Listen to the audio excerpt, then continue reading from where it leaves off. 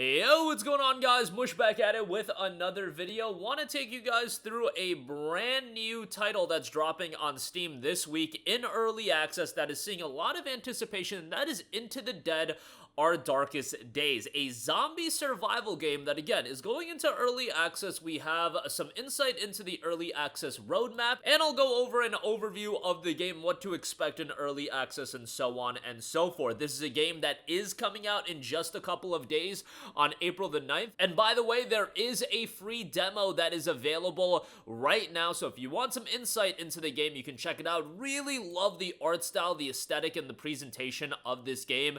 Zombie games are done a lot, so you want to do some things that set you apart, and I feel like Into the Dead does have some of that going for it, so that's great. The game notes: Texas 1980, Walton City has fallen to a zombie outbreak. Lead a band of desperate survivors from refuge to refuge by scavenging, crafting, and fighting in a relentless struggle for survival. Plan wisely, stick together, above all, keep moving if you want to make it out alive. It's a side-scrolling shelter survival game, so I already like the idea of a side-scrolling title here. It tasks you with guiding a desperate group of zombie apocalypse survivors to safety, craft weapons, scavenge resources, balance your group's needs, and try to get everyone out of danger alive. The game is set in a sprawling coastal metropolis in the grip of a scorching heat wave and crippling economic crisis. Everything changes when an unstoppable zombie outbreak reaches U.S. shores. Walton City is soon overrun by hordes of the undead. The few remaining survivors, cut off from any chance of outside help, forced to band together, these everyday people must chase their only chance of survival by escaping the city. You'll gather a group of ordinary people who have been left shaken by the sudden zombie outbreak that has devastated their city. Establish upgradable shelters to house your survivors and protect them from the zombie threat. Keep moving from refuge to stay one step ahead of the encroaching zombie hordes. Every night your barricades will be under their relentless attack, and if they break through, your survivors will pay the price. Balance the physical needs of the group like hunger or exhaustion, as well as psychological needs like despair. Heal survivors from injuries like broken ribs, and try to manage traumas like nightmares, and adapt throughout. Creep through the remains of Walton City to scavenge precious resources, risking the life of each survivor as they encounter both zombie and human threats. Stealth is going to be the key to survival. Choose whether to run from a fight or engage in brutal combat with whatever weapons you can find or craft. Not everyone is a natural fighter, but desperate people will do anything to survive and convince others to join your group or cut them down and claim their resources as your own. And survive. Test your humanity as you make tough decisions on who will live, who will die, and who will be left behind. Inhabit the rich and atmospheric cityscape of Walton City, the once bustling metropolis, now an eerie ruins swarming with zombies. Craft tools, weapons, and shelter upgrades to better equip your survivors for the struggles ahead, or give them a moment of comfort and familiarity in their dangerous new world. Encounter a varying world which makes sure that every playthrough is a new experience, leading to quite a lot of replayability. Again, it will be hitting early access, and we already have the early access roadmap they posted to give players an idea of what to expect from early access journey. Today we're releasing our early access roadmap. Now, this dropped a couple weeks ago. This highlights what's coming out for our very first update in May of 2025, along with the list of our intended new features and content that'll be added over the course of the next 12 to 18 months.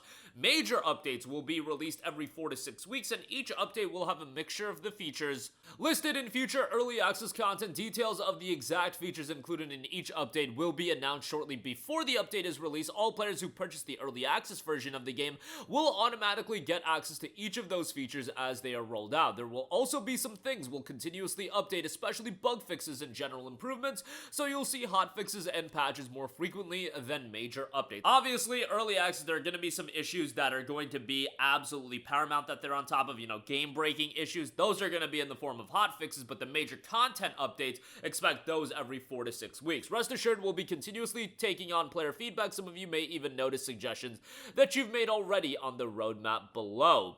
Early access is planned for 12 to 18 months. Major updates are going to be occurring again every 4 to 6 weeks on regular hotfixes and patches. The first update in May of 2025 already detailed adding curveballs. Environmental and world events can now affect your shelter over time. These can be positive or negative. Zombified survivors. You may encounter your zombified survivors when returning to the location where they died. New throwables, expanded range, including additional offensive, distraction, and explosive options. Door barging when you don't have enough time to be subtle. Sprinting through a door may get you to where you need to be faster. New starting shelter as well. They also outline a plethora of future early access content. This will be coming over the course of the 12 to 18 months within early access. Shelter updates, scavenging updates, expanded map, new districts, new scavenging locations, world, water and power cuts, faction and military activity, plans, new and more dynamic escape plans, survivor side missions, unlockable content, zombies, new individual and cluster behavior, survivors, new survivors, character bonds and relationships, NPCs, traders, factions, recruitment,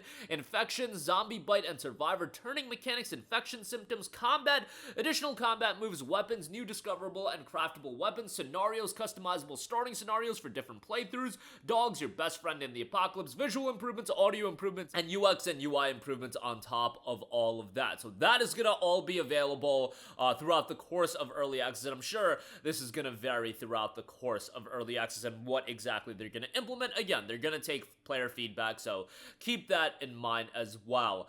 There are a couple of things to note. On day one, the early access version of the game has a significant amount of content and features. This includes multiple characters, threats, weapons, locations, and crafting options. We believe it's a solid foundation for building towards our long-term vision. There are still a lot of features, systems, and content to develop and integrate into the game, as well as balancing and polishing of all features and content. Before we arrive at our fully fleshed out intended experience, we plan to make frequent updates as we develop the game using your valuable feedback. It is going to follow the same model as pretty much every other early access game, and the game is going to be released at a certain price point, and they plan to increase the pricing of the game when it moves from early access to full launch. Early access pricing may also increase over time as we add more features and content. We'll be sure to give players in advance notice, and they are going to be involving the community, and they do note the game is going to be in early access for at least a year, but even the roadmap that they outlined, they did note 12 to 18 months, so keep that in mind as well. It is slated to be a challenging, heart-pounding survival horror experience which pushes the genre in bold new directions. Early access lets us share our world with players sooner, welcoming your feedback to fine-tune the systems and content. We want to make sure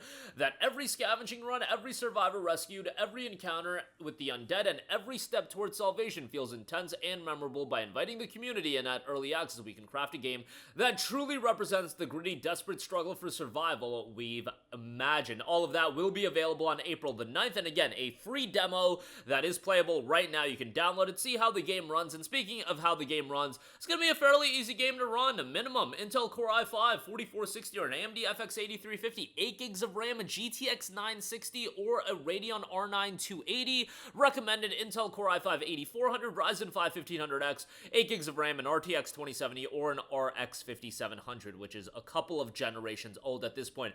Full support for Xbox and PlayStation controllers, so if you do want to play with a controller, that option will be available to you. And again, Into the Dead, Our Darkest Days does drop into early access on April the 9th in just a couple of days. Be on the lookout for that. Could be something that ends up resonating with a lot of you guys. That'll do it for me. Let me know all of your thoughts in the comment section down below. Sound off there. Thank you for watching, and goodbye. Hey, what's going on, guys? Mush here again. Hope you enjoyed the video. As you guys might know, YouTube's notification system is sometimes a little bit wonky, even if you're subscribed to the channel. Maybe you're not abundantly aware that I uploaded a video. To remedy that situation, make sure you hit the bell notification button. This way, whenever I upload a new video, and I try to upload as consistently as possible, you will be notified directly of the upload, and you can watch it as soon as it goes live. I would really appreciate if you guys hit that button so you can stay up to date with all of the content I'm posting. But as always, guys, thanks for watching, and I'll catch you guys in the next one. Peace out.